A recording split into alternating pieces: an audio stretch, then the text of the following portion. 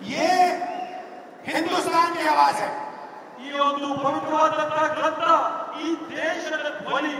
याद रखिए, नरेंद्र मोदी 25 सीट की मार्जिन से प्रधानमंत्री है। ತಾವು ನೆನಪಿಟ್ಕೋಬೇಕು, ನರೇಂದ್ರ ಮೋದಿ ಅವರು ಕೇವಲ 25 ಸೀಟ್ಗಳಿಂದ ಇವತ್ತು ಈ ದೇಶದ ಪ್ರಧಾನಮಂತ್ರಿ ಆಗಿದ್ದಾರೆ. एक सीट हमने दिखा दी कि चोरी हुई है। ಒಂದು ಸೀಟ್ ನಾವು ಸಾಬೀತು ಮಾಡಿ ತೋರಿಸಿದ್ವಿ ಕಳ್ತನ ಆಗಿದೆ ಆ ಸೀಟ್ ಅಂತ ಹೇಳಿ. 25 सीट वो 35,000 या कम वोटों से जीते हैं। 25 ಸ್ಥಾನಗಳನ್ನ ಅವರು 34,000 ಜನ ಕಡಿಮೆ ಅಂತರದಲ್ಲಿ ಇವತ್ತು ಜಯ ಸಾಧಿಸಿರೋದನ್ನ ನಾವು ನೋಡಿದ್ವಿ. अगर हमें इलेक्ट्रॉनिक डेटा मिल जाए, हम साबित कर देंगे कि हिंदुस्तान का प्रधानमंत्री चोरी करके प्रधानमंत्री बना है। ಇವತ್ತು ನಮಗೆ ಸರಿಯಾದ ಮಾಹಿತಿ ಕೊಟ್ಟರೆ ನಾವು ಸಾಕ್ಷಿಯಾಗಿ ತೋರಿಸ್ತೀವಿ ಈ ದೇಶದ ಪ್ರಧಾನಮಂತ್ರಿ ಕಳ್ತನ ಮಾಡಿ ಪ್ರಧಾನಮಂತ್ರಿ ಆಗಿದ್ದಾರೆ. पूरे देश में ये सवाल पूछना चाहिए कि इलेक्शन कमीशन इलेक्ट्रॉनिक डेटा और वीडियोग्राफी क्यों नहीं दे रहा है। ಇವತ್ತು ಪೂರ್ತಿ ದೇಶ ಒಕ್ಕೊರಲಿನಿಂದ ಪ್ರಶ್ನೆ ಮಾಡಬೇಕಾಗಿದೆ.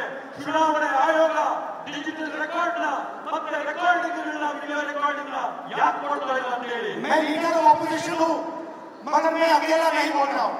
ನಾನು ವಿರೋಧ ಪಕ್ಷದ ನಾಯಕನಾಗಿರ್ಬೋದು, ಆದರೆ ನಾನು ಒಬ್ಬೊಟ್ಟಿಗನಾಗಿ ಮಾತಾಡ್ತಾ ಇಲ್ಲ. हिंदुस्तान की सारी राजनीतिक ऑपोजिशन की पार्टियां ये सवाल पूछ रही। ಈ ದೇಶದ ಎಲ್ಲ ರಾಜಕೀಯ ಪಕ್ಷಗಳು ಕೂಡ ನಮ್ಮ ಜೊತೆ ನಿಂತು ಇದನ್ನ ಪ್ರಶ್ನೆ ಮಾಡ್ತಾ ಇದ್ದಾರೆ. और इलेक्शन कमीशन को एकदम ये डेटा हमारे हवाले कर देना चाहिए। ಅದೇ ರೀತಿಯಲ್ಲಿ ಚುನಾವಣೆ ಆಯೋಗ ಈ ಕೂಡಲೇ ಈ ಎಲ್ಲ ಮಾಹಿತಿಗಳನ್ನ ಬಹಿರಂಗಪಡಿಸಬೇಕು ಅಂತ ಹೇಳ್ತೇನೆ. कर्नाटक में जो हमने डेटा निकाला है वो एक क्राइम का एविडेंस है। ಕರ್ನಾಟಕ ರಾಜ್ಯದಲ್ಲಿ ನಾವು ತೆಗೆದಿರ್ತಕ್ಕಂಥ ಮಾಹಿತಿ ಒಂದು ದೊಡ್ಡ ಕುತಂತ್ರದ ಸಾಕ್ಷಿಯಾಗಿ ಕೂಡ ನಿಂತಿದೆ. 6 महीने लगे हमें उस डेटा को निकालने के लिए।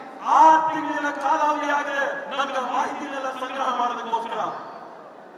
इतना बड़ा कागजों की माहिती 7 ಅಡಿ ಎತ್ತರದ ಕಾಗದಗಳ ಪತ್ರಗಳ ಪೇಪರ್ಗಳ ಇವತ್ತು ನಾವು ಪರಿಶೀಲನೆ ಮಾಡಿದ್ದೇವೆ.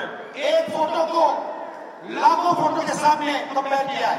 ಒಂದು ಭಾವಚಿತ್ರನ ಲಕ್ಷಾಂತರ ಭಾವಚಿತ್ರಗಳ ಜೊತೆಗೆ ಹೋಲಿಕೆ ಮಾಡಿದ್ದೇವೆ. ನಾವು हर एक नाम को चेक किया है ಪ್ರತಿಯೊಂದು ಹೆಸರನ್ನ ನಾವು ಪರಿಶೀಲನೆ ಮಾಡಿದ್ದೇವೆ. और हम मानते हैं कि हिंदुस्तान का पूरा जो डेटा है, इलेक्शन का डेटा है, वो एविडेंस है।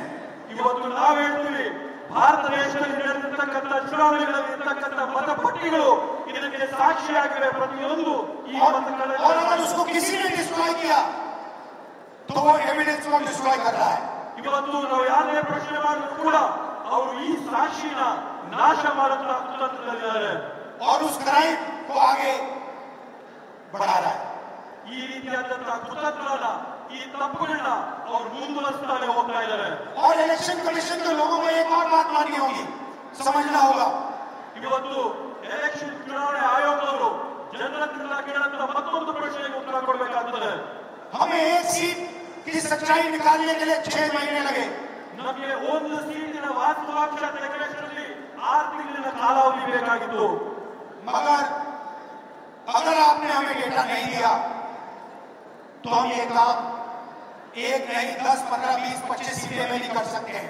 ನೀವೇನಾದ್ರೂ ನಮಗೆ ಮಾಹಿತಿನ ಕೊಟ್ಟಿಲ್ಲ ಅಂದ್ರೆ ನೇರವಾಗಿ ನಾವು ನಿಮ್ಗೆ ಹೇಳ್ತಾ ಇದೀವಿ, ಒಂದು ಕ್ಷೇತ್ರ ಅಲ್ಲ, 5, 10, 15, 25 ಕ್ಷೇತ್ರಗಳಲ್ಲಿ ನಾವು ಈ ಮಾಹಿತಿನ ಸಂಗ್ರಹ ಮಾಡಿ ಬಹಿರಂಗ ಮಾಡ್ತೀವಿ. पेपर कॉपियां हैं हमारे पास, ನಮ್ಮ ಹತ್ರ ಮಾಹಿತಿ ಇದೆ ಇದ್ರ ಬಗ್ಗೆ.